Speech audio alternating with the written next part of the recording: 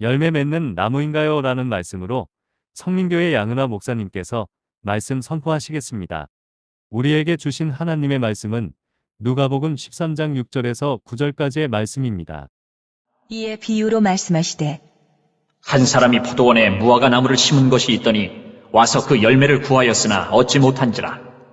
포도원 지기에게 이르되 내가 3년을 와서 이 무화과 나무에서 열매를 구하되 얻지 못하니 찍어버리라. 어찌 땅만 버리게 하겠느냐. 대답하여 이르되 주인이여 금년에도 그대로 두소서. 내가 두루 파고 거름을 주리니 이후에 만일 열매가 열면 좋거니와 그렇지 않으면 찍어버리소서 하였다 하시니라.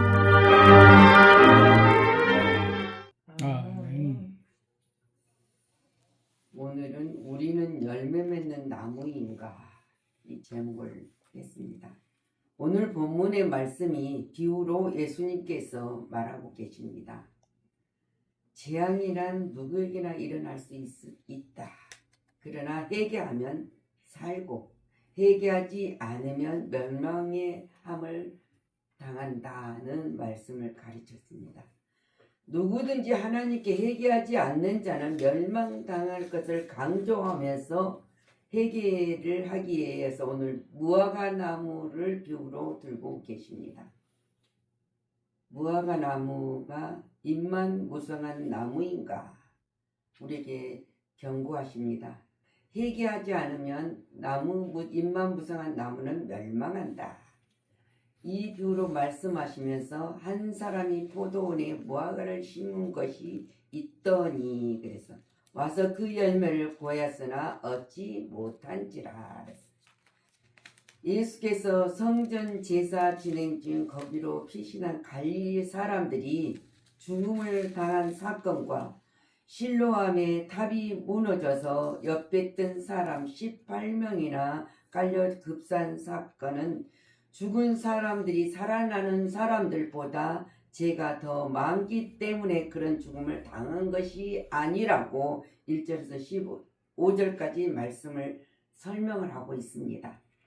이와 같이 회개하지 않는 자는 멸망한다고 하였습니다. 이 대상자가 첫 번째는 선택을 받아준 한 민족의 유대인이었습니다. 그 유대인들에게 경고를 하고 있는 사건입니다. 그래서 우리가 창세기 41장 5절을 보면 다시 잠이 들어 꿈을 꾸나 한 줄기에 무성하고 충실한 7 이삭이 나오고 그랬습니다. 지금 애굽에 재앙이 내릴 것을 하나님이 경고하고 있습니다. 에스겔 17장 24절의 말씀에도 들의 모든 나무가 여호와는 높은 나무를 낮추고 낮은 나무를 높이며 푸른 나무를 말리우고 마른 나무를 무성케 하는 줄을 알리라. 여호와의 말하고 이루니라. 하나님은 어떤 상황에 있었을 때 교만한 자는 낮추시고 겸손한 자는 높이신다는 이야기를 하고 계십니다. 그래서 우리가 하나님 앞에 섰을 때 우리는 지금 현실이 거름만 소비하는 나무인가? 자신을 돌아봐야 한다. 돌아봐야 합니다. 가손지기에게 이르되 내가 3년을 와서 이 무화나무 실과를 구하되 얻지 못하여 찍어버리라. 어찌 땅만 허비하느냐? 근데 이 가손지기가 대답하여 가되 주인이여 금년에도 그대로 두소서. 내가 두루 파고 거름을 주리니. 이 가수원지기가 수고와 희생을 하겠다고 지금 하나님 앞에 강구하는 것입니다. 근데 이 가수원지기가 강구하는 것은 뭡니까? 경고 내려진 이유가 3년이나 갖고서 기다렸지만 열매를 맺지 아니하기 때문이다. 그래서 귀한 땅만 허비하기 때문이라는 거예요. 나무로서 구실을 못하였기 때문에 찍어버린다. 지금 이것은 뭡니까? 기름 땅을 허비하는 거, 열매를 맺지 않은 거, 이 모든 것들입니다. 이 땅에서 당하는 모든 불행은 죄와 결과인 것보다 연단을 위한 것이기에 더욱 의미가 있는 것입니다. 오늘 말씀이. 그러므로 다른 사람의 환난을 당할 때 나는 의인의 자리에 서서 타인을 중재할 것이 아니라 죄를 정죄할 것이 아닙니다. 자신을 돌아보아 회개하는 것만이 내가 취할 태도인 것이. 내게 나는 어떤 신앙생활을 하고 있는가? 시편 83편 10절에 그들은 엔돌에서 패망하여 땅에 기름이 되었나이다. 누가복음 13장 8절 말씀입니다. 우리가 아까 읽은 금년에도 그대로 두소서 내가 두릅하고 걸음을 주리라. 지금 이 포도원에 무화과 비우는 놀라운 하나님이 경고이자 은혜이자 참으시는 기다림이십니다. 그러면 우리는 지금 땔감에 합당한 나무는 아닌가? 이 말은 열매 맺지 못하면 멸망당한 나무는 아닌가 지금 묻고 있습니다. 이후에 만이 실과가 열면 다행이지만 좋겠지만 그렇지 않으면 찍어버리소서. 무화과 나무의 비유를 기다리는 주인에게 열매가 없으므로 실망을 안겨주었습니다. 무화과 나무에 대한 참으시는 분은 가손지기가 아니라 실상은 주님이십니다. 주님이 참으신다는 거죠. 주님이 와서 이 비유를 들었습니다. 하나님의 나라가 예수 그리스도를 통하여 3년간이나 선포되었습니다. 그러나 이스라엘은 회개의 열매를 맺지 못했습니다. 주님을 믿는 자는 그의 생활에 변화가 있어야 합니다. 복음의 열매가 없으면 주님은 촛대를 옮긴다 했습니다. 촛대를 옮기면 끝납니다.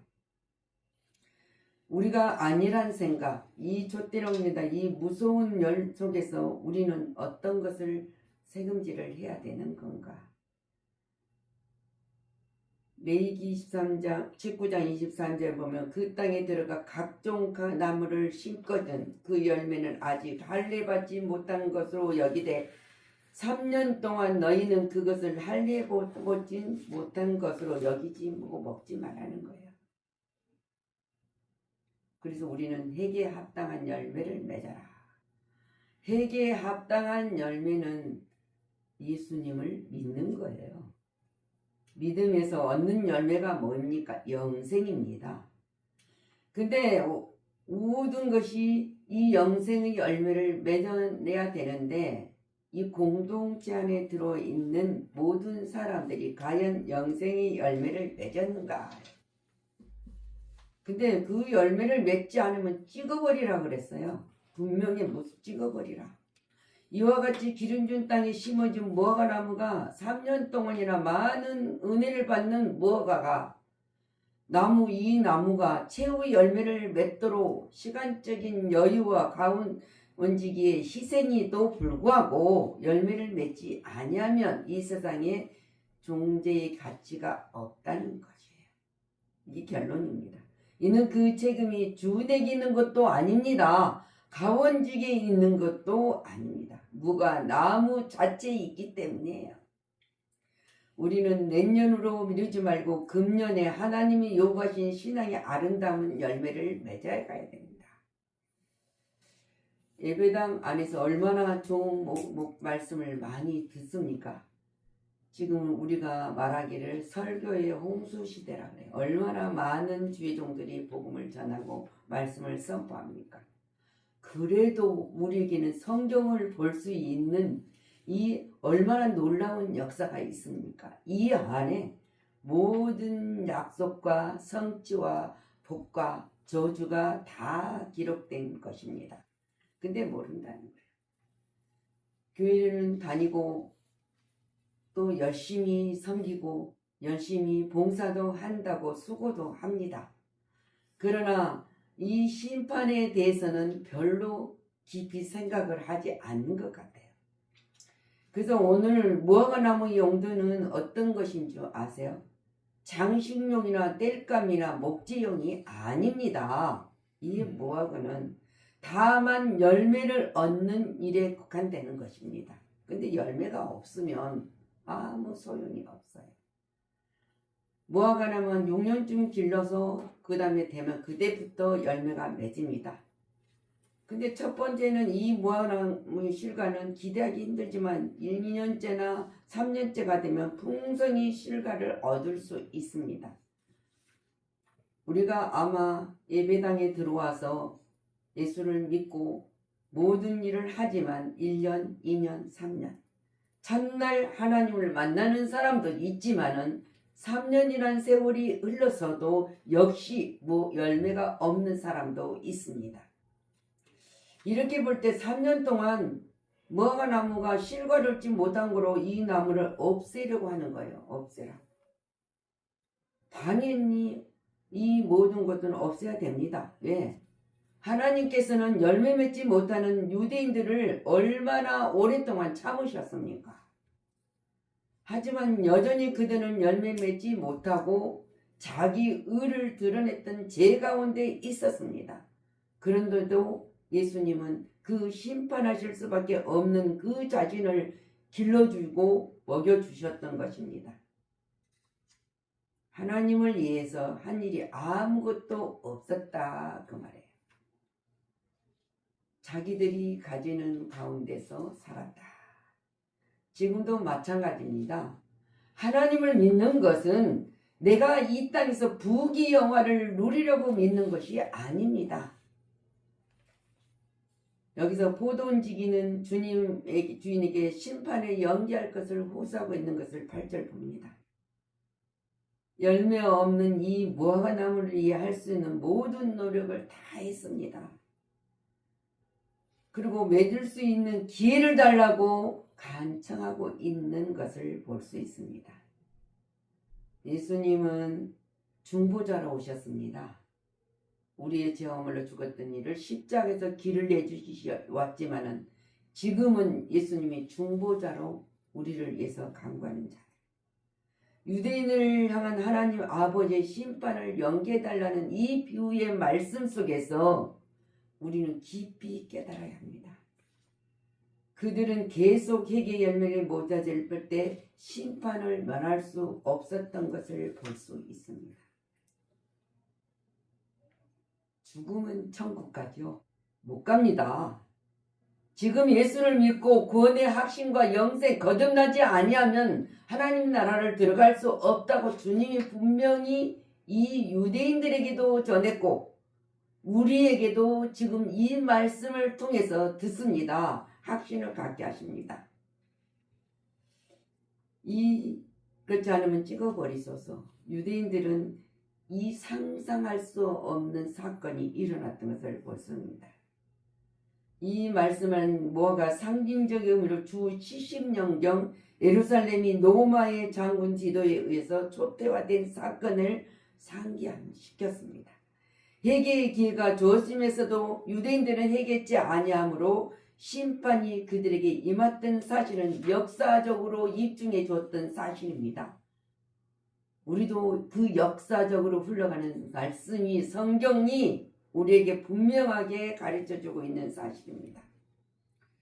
우리에게 교훈하시는 것을 다시 한번 새기지 바랍니다. 하나님은 오래 참으십니다. 무한하며 하나님의 자비는 끝이 없으시기 때문이에요. 근데 이르는 죄인들이 회개하기를 기다리시기 때문이다 그랬습니다. 하지만 여전히 죄 가운데 있기를 고집하는 사람들은 결국엔 심판을 받을 수밖에 없다는 사실을, 비록 하나님께서 당신의 은혜로 말미암아 회개하지 않는 데 대한 응징은 오랫동안 연기하셨지만 그럼에도 불구하고 은혜의 때가 종료될 때 분명히 심판의 날은 오고야 만다는 것을 우리에게 가르쳐주고 있습니다. 이런 사실은 예수님 당시 유대인뿐만 아니라 오늘날 사는 개인과 민족 그리고 모든 인력에 동일하게 적용되는 말씀입니다. 누구든지 회개하지 않는 채 제 상태에 머물러 있는 사람은 마침내 공의로운 심판을 받게 될 것이다. 자, 구원받기를 원치 않는 자, 이 땅에서 잘 먹고 잘 살고 누리고 싶은 자는 분명히 심판을 피할 수 없는 것이에요. 그 심판을 자가 머리에 둔 것 같다고 했습니다. 그래서 베드로후서 2장 9절부터 주께서 경건한 자는 시험에서 건지시고 불의하는 자는 형벌 아래 두어 심판날까지 지키며 육체를 따라 더러운 정욕 가운데서 행하여 주관하는 일을 멸시하는 자들에게 특별히 형벌하실 줄을 아시느니라. 이들을 담대하고 고집하여 떨지 않고 영광 있는 자를 해방하는 자다 그랬어요. 그래서 우리가 이 땅에 예수를 믿고 살아가는 모든 자들이 얼마나 또 복음을 전하는데, 우리나라는 지금은 누가 예수 믿는다고 핍박한 사람 없죠. 옛날에는 예수 믿는 사람들을 믿느냐 안 믿느냐 그 결정에서 얼마나 많은 사람들이 순교했습니까? 우리나라 처음에 복음을 들고 오는 모든 선지자들, 선교사들이 다 죽음을 당했던 것을, 고통을 당했던 것을. 근데 그들의 씨앗이 뿌려져서 믿는 자들이 얼마나 많은 순교를 했습니까? 그 피는 헛되지 않습니다. 그래서 하나님은 대한민국을 사랑하십니다. 우리는 그 사랑하는 이 나라에 얼마나 아름답습니까? 이 사계절을 가지고 있는 이 나라에 우리가 살고 있다는 그 자체, 종교의 탄압도 없습니다. 우리는 자유의 모든 것을 하나님과 해방하는 자도 없으니까 얼마나 하나님을 마음껏 찬양할 수 있고 마음껏 교제할 수 있고 하나님의 영광의 복음을 전파할 수도 있는 나라에 살고 있다는 그 사실을 우리는 기억하고 감사로 찬양할 수 있는 자가 돼요. 그래서 많은 사람들이 복음을 전하지만은, 하나님의 말씀을 전파하고 있지만은 당시 본인들은 마지막 날 천국 갈 줄 알고 있어요. 아닙니다. 분명히 복음은, 오늘 이 말씀은 예수님이 비유를 들어서 믿는 자에게는 영생을, 믿지 않는 자에게는 영벌이 따른다는 분명한 통고를 하시면서 비유를 들으셨습니다. 우리는 하나님의 포도원 되시는 교회 안에서 남달리 하나님의 많은 은혜와 긍휼을 받는 사람들입니다. 우리 신앙도 성장하여서 열매 맺기를 가면 도래한 줄을 생각합니다. 가원지기에 애타는 애원도 많이 들어왔습니다.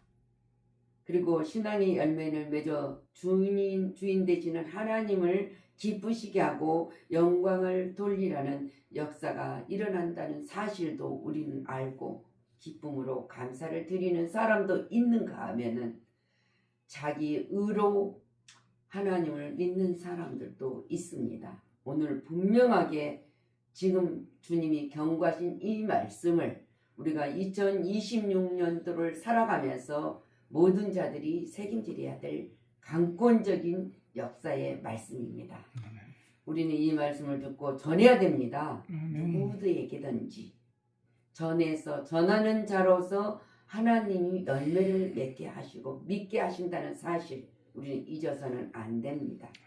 그래서 우리는 신앙의 열매를 맺어 오직 하나님께만 영광을 돌리는 삶의 현장에 증인들이 되시기를 그리스도의 이름으로 축원합니다. 기도합니다. 주님, 감사를 드립니다.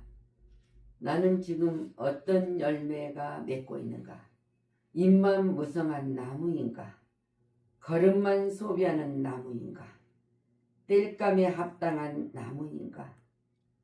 기억되게 하시고 책임질하게 하여 주셔서 하나님이 기뻐하시는 열매를 맺어 하나님이 영광을 돌리는 삶으로 살아라고 예수 그리스도께서 이 땅에 오셔서 십자가에서 길을 내주신 그 길을 기쁨으로 감사로 찬송으로 하나님께 영광 돌리는 삶으로 살아갈 수 있도록 허락하신 것, 그 약속을 받는 축복의 성도라는 사실을 잊어버리지 말고 살게 하여 주시옵소서. 그러므로 열매 맺는 모든 삶 속에서 하나님이 기뻐하시고 하나님이 원하시는 그 뜻을 이뤄가는 자들이 되게 하여 주옵소서. 모든 영광 주님께 돌리고 감사드리며 살아 역사하신 우리 주 예수 그리스도의 이름으로 축복하고 기도하였습니다.